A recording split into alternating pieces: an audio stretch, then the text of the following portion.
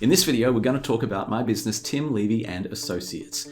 What's it all about? What do we do? And what's our special focus?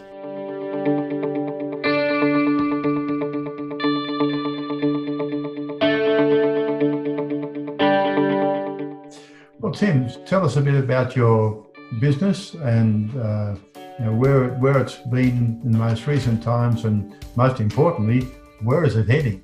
All right, well, the business has been actually around since 1996. It started off being called Ruckus, and then it was called Groove Delicious for a while. Now it's called Tim, Levy and Associates. And over that time, it's gone through quite a few different iterations, always around technology, always around creativity, always around business and business growth. In recent years, we probably spend 60% of our time in the YouTube video and marketing space, and probably about 30% of our time in virtual reality and a few interesting things around the side. We do some book publishing where it's needed.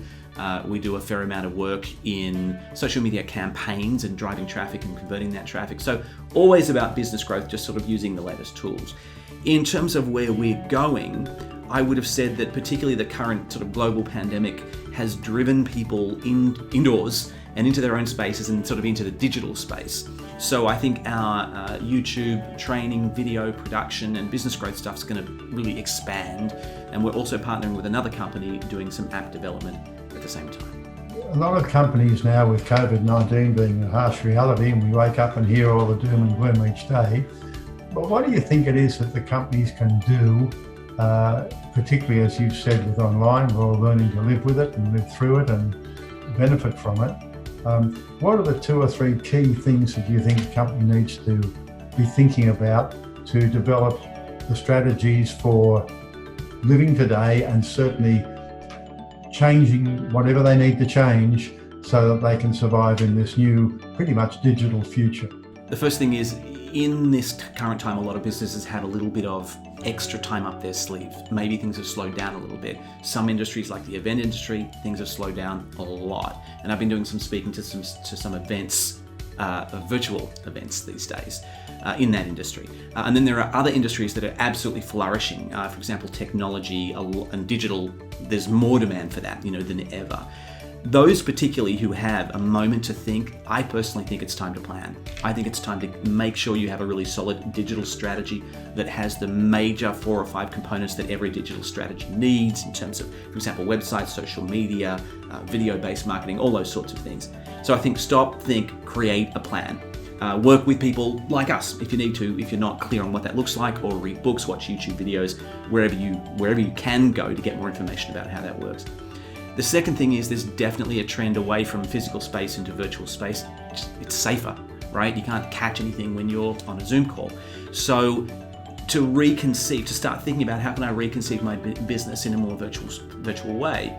For example, we used to do a lot of physical events where I'd go and speak in front of audiences, sometimes 500 people, sometimes 15 people, and everything in between. Well, now we're doing those things in a virtual way. We're using, Skype or meetings or Zoom, whatever we're using to do webinars, and that's actually giving us a lot of opportunity. It means that we're reaching a lot more people in further diverse locations. In other words, rather than just the 15 people who could get to that room, anyone who can get to that Zoom, which helps us. So reframing your thinking into a digital space, I think, and looking for the opportunities. And that's my third thing, and maybe it should have been the first, which is if you allow COVID to determine your sort of business and personal narrative in a negative way, then that's going to become your reality. If you look at it and say, this is a terrible thing and people are dying and it's awful, and how do I take this and reframe it in such a way that it's as positive as it can be? How's this an opportunity for growth? How can I help people? How can I do things I might not normally do to be of service in this time? So I think reframing your thinking and changing your personal and business narrative is really important to make this into a positive growth experience rather than a contracting, negative, dark experience. You've mentioned a couple of things there, and I've got a couple of examples I can think of where companies who never ever thought of having an online business are suddenly into it. Have you got any other examples like that come to mind? There's no doubt that certain industries are absolutely flourishing in this new economy. In terms of ones that come to mind, one of our partners works with Australian city councils, and they work in the technology space. And suddenly those city councils are based on this new remit that everybody's got to work from home. So we've gone from, I think, 4% working at home to 40% working at home. Well, all those people at home need everything in that office. They need a better PC, they need a microphone, they need a camera, they need to set it up correctly, they need all the software on their computer, but then they need everything in that office, which they now want to kind of trick out. Maybe it's a new table, it's a new chair. All of that movement of sort of energy and focus to a home environment has created a whole industry almost overnight. And that particular industry, a company who's a partner in that, has grown, I think, 30% in the last 3 months, just from helping people with that particular challenge, which has emerged only in this current global pandemic situation. You've talked about opportunities, and you've talked about all of us need to adapt and learn. So what are the questions you'd ask? What are the opportunities? What ways can you help people in that situation? Over the course of years, we've done a fairly diverse group of things. We've done a lot of website development and still do. We've done a lot of social media campaigns in particular, and generating traffic.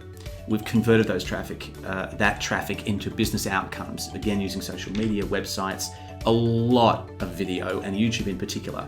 If I had to pick one of our special magics and things that we do, I think uniquely well, I would have said it's how we can grow businesses using video. We also have a second sort of special magic, if you will, which is the virtual reality space. Very few people are developing in this space, let alone for business and business outcomes, which is all that we do. So while we do quite a diverse group of things, including some book publishing and some all sorts of some print design as well on the side, it's those two special things, I think, YouTube and VR. Having said that, when I ask businesses, when I start talking to CEOs, which I do a lot, I'm typically trying to help them figure out what's working and what's not. I think we're very results oriented. It's a very typically Australian thing to sort of cut through the BS and what's working, what's not. So rather than ask questions, we tend to do analysis. We'll go in and do analysis on the website. We'll go in and do analysis in the social media space and see what's working and what's not, and come back with recommendations to either fix what's broken, if that's the case, or more commonly find opportunities. I love working with companies where we're not just moving the needle a little bit, but we're just blasting. We're doing something completely new. We're multiplying their traffic by 10 or 100. And that happens actually all the time. And those are sort of, I think, our favorite clients. And I think our focus is on helping people in a really tangible way and moving the needle as best we can in a business growth context where possible. You mentioned before that you partner with companies to do things. Can you just explain that a little bit more? How does that work? Partnering for us is kind of a recent thing. I did some partnering experiments over the course of decades, and they didn't quite come together one way or another. But somehow now it's working beautifully. Maybe I've changed, maybe the world's changed, probably a bit of both. So we're partnering particularly with a company called Vitruvian here in Newcastle, run by Tony Singh, who's a good friend of mine, and he does app development as well as works on strategy and startups and finances and things like that in particular. So there's a bit of an overlap, but there's also a lovely sort of synergy. So now we get to do those sorts of projects. And we're also looking to partner with other companies. For example, some of the big accounting and law firms where I get to go and speak virtually to their members as a value add. So we're constantly looking for opportunities to work with other businesses, either to expand what we can actually do or to connect and be of service, in that broader context. For those of you who'd like to find out more, please join us online at timlevy.net and via social media.